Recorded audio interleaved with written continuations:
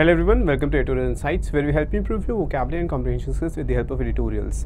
And today we will discuss two editorials, okay? Before we start that, we have launched our new course, which is PM Practice Pro, जिसके आपको benefits मिलेंगे PDF course के भी and mock tests के भी. More than 5,000 mock tests हैं and more than 20,000 more than 20,000 questions हैं PDF course में. तो डिफरेंट डिफ़िकल्टी लेवल के एंड डिफरेंट पैटर्न के क्वेश्चंस हैं for you to practice. It is price at 1249, लेकिन अगर अभी आप PM20 यूज़ करते हो you can get it at 999 only. Okay, so आज जो हम एडिटोरियल स्टार्ट कर रहे हैं इट इज़ रोटी केनाई रोटी पराठा.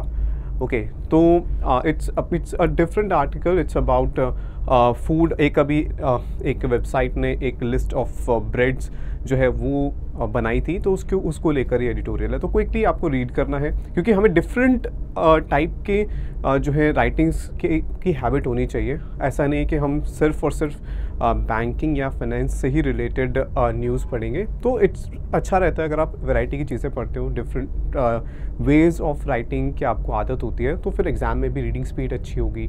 ठीक है, कॉम्प्रिहेंशन अलग टाइप का अगर आर्टिकल आ जाता है तो आप इजीली उसको समझ पाएंगे. तो क्विकली रीड करना है. ठीक है, दोनों एडिटोरियल्स डिस्कस करने के बाद फिर हम एक वोकैब बेस्ड क्वेश्चन डिस्कस करेंगे. ओके, चलो.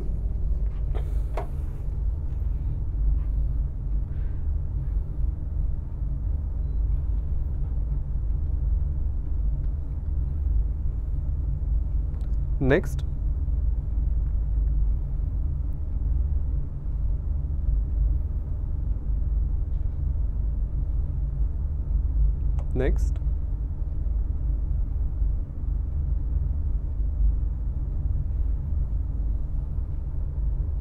ओके, चलो. सो आई होप आपने रीड कर लिया है. स्टार्ट करते. इज़ रोटी केनाई the best bread in the world. तो क्वेश्चन के साथ स्टार्ट किया है एंड ये हमने पहले भी देखा है कि कई बार कोई पीस ऑफ राइटिंग क्वेश्चन से स्टार्ट होता है to hook the readers attention. तो जब आप पहले ही क्वेश्चन रीड करोगे तो आपके मन में आएगा ये है क्या पहले तो कि रोटी केनाई, और क्या ये बेस्ट ब्रेड है. तो ये क्वेश्चन क्यों उठ रहा है. The recent rankings by Taste Atlas, the global food catalog and review website, places the popular Malaysian street food in the top spot. तो एक वेबसाइट है, ठीक है, जिसका नाम है टेस्ट एटलस, और वो क्या करते हैं, it's a global food catalogue. Catalogue क्या होता है, आप किसी स्टोर में जाते हो, मे बी एक फर्नीचर स्टोर है, और वहाँ पर उनके जो भी ऑफरिंग है उनके पास एक बुक होगी जिसमें सारी ऑफरिंग होगी, अलग अलग सोफ़ा या अलग अलग टेबल्स, उनके प्राइसेस, कलर्स, सारी डिटेल्स होंगी उसके अंदर. तो दैट इज़ अ कैटलॉग जिसमें सारी आइटम्स लिस्टेड हैं. एंड यहाँ पर फूड कैटलॉग का मतलब एक ऐसी वेबसाइट जो कि बहुत डिफरेंट फूड आइटम्स को लिस्ट करती है. तो यहाँ पर उस वेबसाइट ने एक लिस्ट बनाई बेस्ट ब्रेड की, and it place the popular Malaysian street food. कौन सा, जिसका नाम है रोटी केनाई, इन द टॉप स्पॉट. तो फर्स्ट पोजीशन उस लिस्ट में इस वेबसाइट ने दी रोटी केनाई को, फॉलोड बाय कोलंबियाज पान दे बोनो.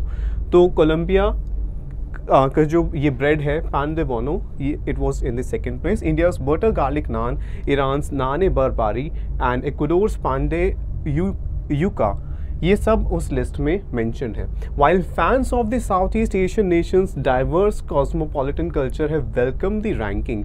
विच कंट्री, कौन सी कंट्री की बात हो रही है, South East Asian nation apostrophe s है, तो एक कंट्री की बात हो रही है. और यहाँ पर जो टॉप पे आई है कंट्री यानी मलेशिया की जो ब्रेड है, तो मलेशिया के जो लोग हैं वो क्या कर रहे हैं, they fans of South East Asian nations diverse cosmopolitan cuisine have welcome the ranking. कि जिन लोगों को मलेशियन क्विजीन अच्छी लगती है उन्होंने इस जो ये रैंकिंग है उसको अप्रिशिएट किया है. ओके, कॉस्मोपॉलिटन क्या होता है, ऐसी चीज़ जो कि बहुत सारे डिफरेंट कल्चर्स से इन्फ्लुएंस हो. जैसे अब अगर हम किसी सिटी की बात करते हैं, कॉस्मोपॉलिटन सिटी, तो वहाँ उसका मतलब है कि वहाँ पर बहुत डिफरेंट कंट्रीज़ या डिफरेंट कल्चर के लोगों का इन्फ्लुएंस है एक साथ. कोई आपको एक कल्चर नहीं दिखेगा। डिफरेंट कल्चर का इन्फ्लुएंस होगा, चाहे वो आर्किटेक्चर हो, चाहे वो क्लोथिंग हो, फूड हो, डिफरेंट एस्पेक्ट्स ऑफ लाइफ में। तो यहाँ पर कॉस्मोपॉलिटन क्विजीन क्या होता है फूड से रिलेटेड? तो कॉस्मोपॉलिटन क्विजीन यानी ऐसा फूड जो different regions of the world उन जगह से इन्फ्लुएंस्ड है। तो उन लोगों ने वेलकम किया है इस रैंकिंग को, यानी कि अप्रिशिएट किया है। There has predictably been some grumbling, लेकिन कुछ लोगों ने कंप्लेन भी किया। ग्रम्बल मतलब कि कंप्लेन करना, एक इरिटेट होकर कंप्लेन करना। तो कुछ जो फूड जो है एंथुजियास्ट हैं उन्होंने कंप्लेन भी किया है। कौन थे वो? Devotees of the breads that didn't make it to the top spots. तो जो उन ब्रेड के फैंस थे जो इस लिस्ट में नहीं थे, तो उन्होंने कंप्लेन भी किया। देखो, और ये एक्सपेक्टेड था, इट वाज प्रेडिक्टेबल। और one way to respond to any ranking that seeks to create a hierarchy of cuisines and dishes is to laugh it off. एक तरीका तो ये है, अगर ऐसी कोई भी लिस्ट आती है तो आप क्या कर सकते हो, या तो you can laugh it off, ठीक है, आप उस लिस्ट को देख सकते हो, you can entertain yourself and just move on, ठीक है, लाफ इट ऑफ। लेकिन टू टेक इट सीरियसली, अच्छा अब यहाँ पर hierarchy of cuisines that means list बनाना कि कौन टॉप पे है, कौन सेकंड, थर्ड, फोर्थ, इस तरह। So to take seriously what is clearly designed to be attention bait is to walk willingly into an internet slugfest. इसका मतलब क्या हुआ? तो अब अगर हम इस चीज़ को सीरियसली लेते हैं, इन तरह की लिस्ट को, what is clearly designed to be attention bait. Attention bait क्या होता है कि लोगों के आप कुछ पे आप देख रहे हो, ठीक है, सोशल मीडिया पे, इंटरनेट पे, and everything is designed to attract your attention. तो अटेंशन बेट यानी आपकी अटेंशन सीक करने के लिए ही बनाई गई है इस तरह की लिस्ट, ठीक है। तो अगर हम इनको सीरियसली लेते हैं तो एक तरीके से होगा कि हम वो जो चाहते हैं हम वो फुलफिल कर रहे हैं, ठीक है। इज टू वॉक विलिंगली अपनी मर्जी से into an internet slug fest. Slug fest होता है एक बहुत हीटेड डिबेट जहाँ बहुत ज़्यादा आर्ग्यूमेंट हो रहा होता है, ठीक है। स्लग फेस्ट एक कंपटीशन को भी कह सकते हैं, एक डिफिकल्ट कंपटीशन को भी। यहाँ पर मतलब है डिबेट। इंटरनेट पर जो डिस्कशंस, डिबेट्स होते रहते हैं, तो एक तरह से हम विलिंगली उस डिबेट का हिस्सा बन रहे हैं। And yet there is some value in such list. लेकिन एक तो था कि या तो हम we can laugh it off, क्योंकि इनका इसमें इन्वॉल्व होना ऐसा है कि फिर हम विलिंगली अपनी मर्जी से पार्ट बन रहे हैं इंटरनेट पे जो डिबेट है उसका। लेकिन दूसरा एक और जो है वो एस्पेक्ट भी है, वो क्या है? And there is some value in such list. लेकिन दूसरा है कि कुछ वैल्यू भी है इन लिस्ट में। क्या है? Which often bring little known dishes to wider global attention. इस तरह की लिस्ट से ऐसे डिशेस जो कि इतनी पॉपुलर नहीं है, लोगों को जिनके बारे में नहीं पता, उन पर ध्यान जाता है। क्योंकि अगर इस तरह की लिस्ट नहीं होंगी तो वही जो कुछ सिलेक्ट फ्यू डिश हैं वही हमेशा टॉप पर रहती हैं। तो इस तरह की जो डिफरेंट लिस्ट आती हैं, इससे कुछ लिटिल नोन जिनके बारे में ज़्यादा नहीं पता, वो उन डिश की तरफ अटेंशन जाता है। The Taste Atlas ranking for example is not notable for not featuring any of the obvious selections. इस लिस्ट में उन्होंने फीचर ही नहीं किया, यानी कि उसको इंक्लूड ही नहीं किया। व्हेन यू फीचर समथिंग, आप उसको प्रेजेंट करते हो। तो इस लिस्ट में जो मैगजीन है या वेबसाइट है, उन्होंने जो टिपिकली जो बेस्ट ब्रेड्स की लिस्ट में जो इनका नाम आता है, उन ब्रेड्स को इंक्लूड ही नहीं किया एक भी, ठीक है। The baguettes, focaccias and sourdoughs of Europe in the top 5 giving space instead to breads from places not usually known for them. तो Europe is famous for its breads, ठीक है। तो कौन से बैगेट्स, फुकेशियाज, सार्डो, ये सब डिफरेंट टाइप के ब्रेड्स हैं। और आमतौर पे जो लिस्ट बनती है बेस्ट ब्रेड की, उनमें ये सब इंक्लूडेड होते हैं। लेकिन जो टेस्ट एटलस है उसने इनमें से एक को भी इंक्लूड नहीं किया। उनकी जगह टॉप 5 में उन ब्रेड को जगह दी है जो उन कंट्रीज से आए हैं जहाँ जो कंट्रीज ब्रेड्स के लिए नहीं जाने जाते हैं। Okay, so the real problem, however, is that lists and rankings focus on the difference between the foods of different nations rather than the complex histories that link them. अब अच्छा, ये जो जितना हमने अभी रीड किया, इस पर ध्यान देना। ऐसा नहीं कि सिर्फ आप रीड करते जा रहे हो, उसको ट्रांसलेट करते जा रहे हो, दैट्स इट। उसको समझना भी है। अगर आप ऑथर का ओपिनियन देखो, क्या था कि क्या ऑथर को लगता है कि ये जो लिस्ट है वो यूजलेस है? यूजलेस नहीं है, क्योंकि एक तरफ तो कहा है कि एक वे तो है कि हम इस पर ध्यान ना दें क्योंकि ये हम फिर इंटरनेट पर डिबेट का पार्ट बन जाएंगे, लेकिन उसमें कुछ एक इम्पॉर्टेंस भी है इन लिस्ट का, ठीक है। तो इसीलिए हम ये नहीं कह सकते कि ऑथर इस टाइप के लिस्ट के अगेंस्ट है। तो इस टाइप के जब इंडायरेक्ट क्वेश्चंस आते हैं तो रीड करते हुए आपको ये सब ध्यान में रखना है। ऐसे नहीं कि आप क्वेश्चन रीड करके फिर आप दोबारा पैसेज रीड कर रहे हो, ठीक है। तो रीड करते हुए ध्यान देना है कि ओके ऑथर किस चीज़ को सपोर्ट कर रहा है या नहीं कर रहा। ओके, नेक्स्ट है the real problem however is कि रियल प्रॉब्लम क्या है कि ये डिफरेंसेस पर फोकस करता है कि इस ब्रेड में ये है, how is it different from the second bread. लेकिन उन्हें किस पे करना चाहिए फोकस? हिस्ट्रीज़ पे, कॉम्प्लेक्स हिस्ट्रीज़ पे, उनके बीच में कुछ ना कुछ रिलेशंस हैं। यानी कि डिफरेंसेस से ज़्यादा फोकस होना चाहिए किस पर? जो कॉमनैलिटीज़ हैं डिफरेंट ब्रेड्स की। For example the origin of roti canai and Singapore's roti paratha ranked number 12. Both unleavened layered breads made of refined flour were shaped by colonialism and the migrations of labor that it engendered. अब एक example दिया है कैसे ये breads आपस में linked हैं। तो ये जो दो ब्रेड की बात करें, रोटी कैनाई और रोटी पराठा, रोटी कैनाई मलेशियन ब्रेड है and roti paratha is a Singaporean bread. तो ये दोनों अनलीवन्ड हैं। अनलीवन्ड मतलब कि जिसमें रेजिंग एजेंट्स यूज़ करते हैं हम, फॉर एग्जांपल ईस्ट यूज़ होता है कुछ ब्रेड्स में, कुछ में नहीं होता। तो लीवन जिनमें ऐसे रेजिंग एजेंट्स यूज़ होते हैं, अनलीवन जिनमें नहीं यूज़ होते। ओके, तो ये दोनों में ही ईस्ट वगैरह नहीं यूज़ होता। ये लेयर्ड ब्रेड्स है दोनों ही। तो कॉमन दोनों में क्या क्या है वो लिस्ट कर रहा होता है। दोनों ही रिफाइंड फ्लावर से बनते हैं और वो दोनों की हिस्ट्री कॉलोनियलिज्म से जुड़ी हुई है और कैसे जो माइग्रेंट्स आए उन कंट्रीज़ में उनसे, ठीक है। अच्छा, एंजेंडर्ड का मतलब होता है किसी चीज़ को शुरू करना, कॉज करना। तो यहाँ कॉलोनियलिज्म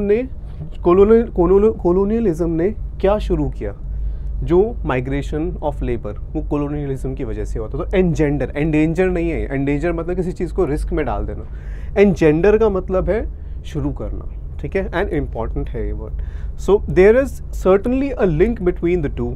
तो दोनों ब्रेड के बीच में रिलेशन है। There is between them and the South Indian parotta and further back in history perhaps with certain West Asian uneven breads. तो यहाँ पर कह रहे हैं कि इन दोनों में कॉमनैलिटीज़ है, दोनों कॉमन हैं, कुछ चीज़ें सिमिलर हैं। और ऐसे ही ये जो ब्रेड्स हैं ये साउथ इंडियन परोटा से सिमिलर है।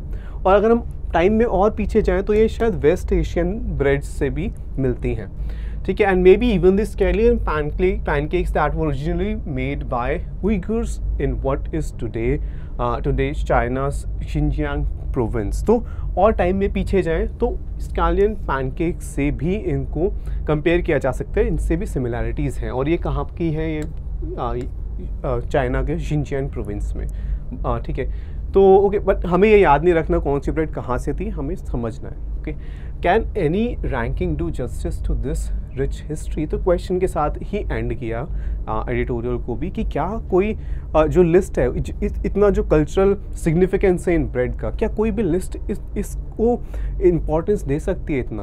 क्योंकि उस लिस्ट ने तो सिर्फ नाम बताया ब्रेड के, लेकिन ये जो हिस्ट्री थी इसके बारे में तो डिस्कशन नहीं था। तो ये क्वेश्चन है, ये नहीं कह रहे कि वो नहीं कर सकती, but it's a question, it's कि क्या वो जस्टिस कर सकते हैं, क्या वो लिस्ट करने के साथ साथ इनके जो हिस्टोरिकल सिग्निफिकेंस है उनके बारे में भी बता सकते हैं, ठीक है। तो दैट्स अ क्वेश्चन, इसका आंसर नहीं किया है इस पैसेज के अंदर, ठीक है।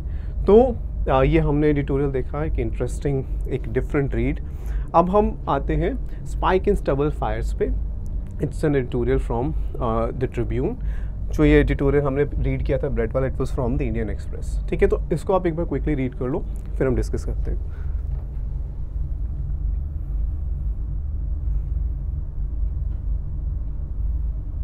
नेक्स्ट,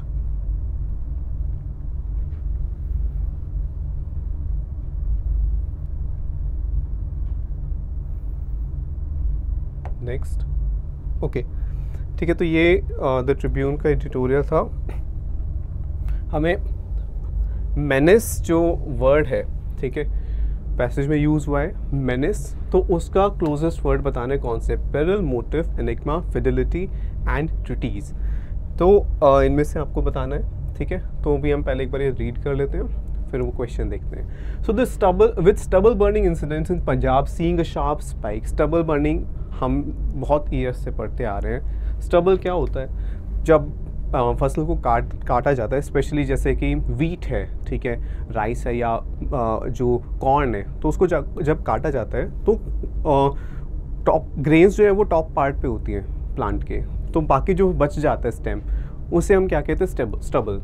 तो किसान क्या करते हैं, बहुत बार उसको जला देते हैं, और ये इंसिडेंट्स बहुत साल से हो रहे हैं। तो burning incidents in Punjab seeing a sharp spike is an increase, ठीक है, in the past couple of days, पिछले कुछ दिनों में बढ़ गए हैं। From 8 fires reported between September 15 to and 26 to 337 by October 1, तो बहुत तेज़ी से बढ़ गए। पहले सिर्फ 8 फायर्स पता चली थी, अब 337 फायर्स October 1 तक जो है वो डिटेक्ट हुई है। It seems that the region is in for another season of toxic fumes polluting the air. और अब ऐसा लग रहा है कि क्योंकि ये फायर्स बढ़ती जा रही है, तो फिर से जो पिछले कई साल से रिपीट हो रहा है, इस बार भी जो टॉक्सिक, जो पॉइजनस जो गैसेस हैं, जो स्मोक है, फ्यूम्स क्या होते हैं, स्मोक या फिर गैसेस, तो वो फिर से इस रीजन को इम्पैक्ट करेंगी, polluting the air and impacting the residents health.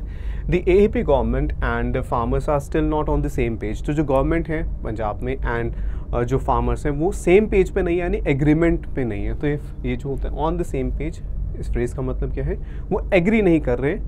Government के ओपिनियंस अलग हैं, व्यूज़ अलग हैं एंड फार्मर्स के अलग हैं। On how to tackle this menace. Menace क्या होता है, कोई भी खतरा, ठीक है, कोई भी थ्रेट, तो वो होता है मेनेस। तो ये जो इट्स ए थ्रेट, क्योंकि ये नुकसान पहुंचा रहा है एनवायरनमेंट को, लोगों की हेल्थ को, तो इसको कैसे टैकल करना है, इसको कैसे फेस करना है, इस प्रॉब्लम को, इस पे गवर्नमेंट और फार्मर्स डिफर करते हैं, दोनों के अलग ओपिनियंस हैं। Setting ablaze their fields to prepare the ground for the rabi crop continues to make more financial sense to the rice producers than using the costly straw cutting machines. अब farmers के पास दो ऑप्शन है, या तो वो stubble को जला दें, बहुत जल्दी हो जाता है और बहुत ज़्यादा इकोनॉमिकल होता है, बहुत ज़्यादा खर्चा नहीं होता, या फिर वो फिर स्ट्रॉ कटिंग मशीन्स लाएं जो एक्सपेंसिव होती हैं। तो फार्मर्स के लिए इजी है क्या, कि उसको अपने जो स्टबल है उसको जला देना। तो सेट अब्लेज, ठीक है, सेट अब्लेज जो ये हम यूज़ करते हैं फ्रेजल वर्ब, इसका मतलब होता है आग लगाना। अब अब्लेज जो है, अगर सिर्फ अब्लेज देखो, इट्स एन एडजेक्टिव, ठीक है। सेट अब्लेज सेट वर्ब है, तो वर्ब प्लस एडजेक्टिव यहाँ पर वो it will be use as a phrasal verb. और क्या हम यूज़ कर सकते हैं, हम यूज़ कर सकते हैं सेट अ फायर, ठीक है, सेट अ फायर, ठीक है, ये यूज़ कर सकते हैं। अफायर भी क्या है, एडजेक्टिव है। सेट फायर नहीं यूज़ कर सकते, सेट फायर नहीं यूज़ करते, सेट अफायर या सेट अब्लेज। ब्लेज का मतलब क्या होता है, आग, ठीक है। अब्लेज मतलब कोई चीज़ जल रही है, okay. The building was ablaze, तो बिल्डिंग जल रही थी। सेट अब्लेज मतलब उसको जला दिया गया, ओके। अच्छा, और इससे रिलेटेड और कौन से वर्ड्स होते हैं, बर्न करने से रिलेटेड, तो होते हैं इंसिनरेट, ठीक है, और क्या होते हैं, इट इज इनफ्लेम, ठीक है, इनफ्लेम करना, इंसिनरेट करना, ओके। बर्न, ठीक है, बर्न तो हमें पता है। और it can be, we can also say कि set ablaze, set a fire, incinerate, a flame, ठीक है, और भी स्कॉर्च, ठीक है। तो और बहुत सारे वर्ड्स हैं जो सिमिलर हैं, किंडल, ठीक है, जलाना। लेकिन ये सब क्या है, ये वर्ब्स हैं, ठीक है। तो इस सेट के बाद हम ये यूज़ नहीं करेंगे, set incinerate, set inflame, set scorch, set kindle नहीं यूज़ करेंगे। तो अगर पैसेज में ब्लैंक आता है, सेटिंग ब्लैंक, तो वहाँ पर आप अब्लेज या फिर आप यूज़ करोगे अफायर, ठीक है। सेट के बाद आप ये वर्ड्स यूज़ नहीं कर सकते, ठीक है। तो ये छोटी छोटी चीज़ें होती हैं जो हेल्प करती हैं क्लोज पैसेज में या सेंटेंस कंप्लीशन क्वेश्चंस में, ओके। सो अब क्या हमने ये देख लिया था, ठीक है। Awareness drives by the district authorities and agricultural experts along with the subsidy on machines to farmers and cooperatives to deal with the straws scientifically have apparently not cut much ice। तो यहाँ पर government ने क्या क्या किया, awareness drives किए, जागरूकता अभियान चलाए, ठीक है, डिस्ट्रिक्ट अथॉरिटीज़ ने। उसके अलावा क्या हुआ, सब्सिडीज़ दी गई मशीन्स पे, ताकि जो मशीन्स जिससे स्ट्रॉ को निकाला जाए खेतों में से, ठीक है, तो वो ताकि ये साइंटिफिक डिस्पोजल हो सके इस स्ट्रॉ का, स्टबल का, ये भी किया गया। लेकिन नॉट कट मच आइस मतलब कि कन्विंस नहीं कर पाए फार्मर्स को ये सारे इनिशिएटिव्स, ठीक है। तो ये जो है नॉट कट मच आइस मतलब कि ये ज़्यादा इफेक्टिव नहीं हुए, ज़्यादा सक्सेसफुल नहीं हुए किसी फार्मर्स को कन्विंस करने के लिए, okay. Though the number of farm fires reduced considerably from 71,304 in 2021 to 49,900 in 2022, an audit of the rupees 1370 crore funds provided by the centre from 2019 to 22 to Punjab as subsidy for buying crop residue management machines would reveal if there were irregularities in the utilization of the grant. तो यहाँ पर हमने ये पता चला कि last year यानी 2021 से 22 में कम हुई हैं जो ये फायर्स थी, लेकिन अभी एक ऑडिट होना है क्योंकि सेंट्रल गवर्नमेंट ने इतना फंड प्रोवाइड किया था पंजाब गवर्नमेंट को ताकि फार्मर्स को सब्सिडी दी जा सके ये क्रॉप रेजिड्यू मैनेजमेंट मशीन्स खरीदने के लिए। ठीक है, तो इसका ऑडिट होना है, यानी कि उसके जो एक्सपेंसेस हैं उनको दोबारा चेक किया जाएगा, ये देखने के लिए कहीं उसमें कोई इरेगुलरिटीज़ तो नहीं है, कहीं कुछ कमियां, गलतियां या फिर कुछ अनयूजुअल जो है एक्सपेंसेस तो नहीं है। ओके, तो ये देखा जाएगा। ग्रांट क्या होता है? कोई भी अमाउंट ऑफ मनी जो प्रोवाइड किया जाता है किसी को, ठीक है, grant. This season more than 22 million tons of straw is expected to be generated. ये एक्सपेक्टेड है कि इतने मिलियन टन्स जो है स्ट्रॉ बनेगा, जो जितनी क्रॉप अभी है खेतों में, इतने एरिया में। Okay, if the present trend of stubble burning is not quickly reverse, अगर ये जो अभी ट्रेंड चल रहा है, हमने देखा अभी तेज़ी से बढ़ रही है फायर्स, अगर ये रिवर्स नहीं होती हैं तो जो स्टेट गवर्नमेंट की प्रोजेक्शन है, प्रोजेक्शन मतलब एस्टिमेशन कि इतना स्ट्रॉ जो है गवर्नमेंट बना पाएगी उस स्टबल से, 16 million tons of straw would go up in smoke. Go up in smoke दो तरीके से यूज़ किया है यहाँ पर, ठीक है। एक तो हो जाएगा गो अप इन स्मोक मतलब कोई चीज़ जल जाती है, तो जो स्ट्रॉ है, अगर ये जो फायर्स हैं इनको कंट्रोल नहीं किया गया, फार्मर्स जो है वो जलाते रहते हैं स्टबल को, तो क्या होगा, वो सारा स्टबल जल जाएगा, तो गो अप इन स्मोक। दूसरा, गो अप इन स्मोक का मतलब होता है फेल हो जाना। तो ये जो गवर्नमेंट का जो प्लान था कि ये जो स्टबल है इसको यूज़ करके हम स्ट्रॉ बनाएंगे, स्ट्रॉ जो फॉडर के लिए यूज़ होता है या फिर बाकी और इंडस्ट्रीज़ में भी यूज़ हो सकता है, तो वो प्लान फेल हो गया। तो दो मीनिंग है यहाँ पे, फेल हो गया एंड दूसरा वो स्ट्रॉ भी जल जाएगा। Okay, its target of elimination of fires in 6 districts and an overall reduction by over 40% as compared to 2022 seems challenging। तो ये एलिमिनेशन नहीं, एंड करना इन फायर्स को, और ये 40% कम करना फायर्स को 2022 के कंपैरिजन में, ये अभी तो एक बहुत बड़ा चैलेंज है, मुश्किल है अभी। Even as the commission for air quality management in NCR and adjoining areas is watching over the utilisation of the 1,17,672 CRM machines. और जो ये कमीशन है, ये पर्टिकुलर कमीशन, ये देख रहे हैं कि कैसे जो इतनी मशीन्स जो ऑब्टेन की है CRM, जो कि है क्रॉप रेजिड्यू मैनेजमेंट मशीन्स, तो इनका यूज़ कैसे हो रहा है स्टेट्स में, उनको वो ऑब्जर्व कर रहे हैं। With 23,000 more on the way, 23,000 machines ऐसी और आ रही हैं। तो गवर्नमेंट भी ट्राई कर रही है, कुछ जो ये अथॉरिटीज़ है ये भी देख रहे हैं कि कैसे इन मशीन्स को मैक्सिमम इनका यूज़ हो सकता है ये पॉल्यूशन को रोकने के लिए, इन फायर्स को रोकने के लिए। ठीक है, यहाँ पर एक वर्ड था रेजिड्यू। जब जैसे क्रॉप है तो आपने जब ग्रेन जो है वो निकाल ली, तो जो बच गया वो रेसिड्यू। तो यूजुअली क्या होता है, जो बच जाती है चीज़ जो इतनी यूज़फुल नहीं होती, उसे हम रेसिड्यू कहते हैं। ठीक है, तो क्रॉप जो है हार्वेस्ट करने के बाद जो बच गया वो रेसिड्यू है। ओके, तो ये हमारा एडिटोरियल था द ट्रिब्यून से। मेनेस जो है, हमने जैसे देखा कोई थ्रेट होता है, कोई डेंजर होता है। पेरिल जो है उसका सिमिलर मीनिंग है, तो कन्वे कर रहा है, तो इसलिए इसका आंसर होगा पेरिल। मोटिव होता है कोई एक टाइप का सिंबल, ठीक है, तो symbol is not similar to menace. Enigma is a mystery, कोई चीज़ आप जिसको समझ नहीं पा रहे हैं। Okay, fidelity is loyalty and treaties is treaty नहीं है ये, ट्रीटी तो एक एग्रीमेंट होता है दो लोगों के बीच में, ये ट्रीटीज़ है। ओके, ध्यान से, ट्रीटीज़। तो ये क्या होता है, जब एक पर्टिकुलर सब्जेक्ट के ऊपर कोई एकेडमिक कोई राइटिंग होती है, ठीक है, किसी पर्टिकुलर सब्जेक्ट, किसी पर्टिकुलर टॉपिक के ऊपर डिटेल्ड जो है एकेडमिक राइटिंग होती है, तो उसको हम ट्रीटीज़ कहते हैं। तो ये भी जो है वो करेक्ट नहीं है, तो आंसर होगा ए। एंड जो इम्पॉर्टेंट वर्ड्स एंड फ्रेजेस थे आज के एडिटोरियल से हमने ये देखे हैं, आप इनका स्क्रीनशॉट ले सकते हैं। एंड मंथली जो वोकैब है वो भी अवेलेबल है हमारी वेबसाइट पे, you can also download it, और वहाँ से आप रिवाइज कर सकते हैं monthly vocabulary. So I hope you enjoyed this session. Do let us know in the comment section. Thank you.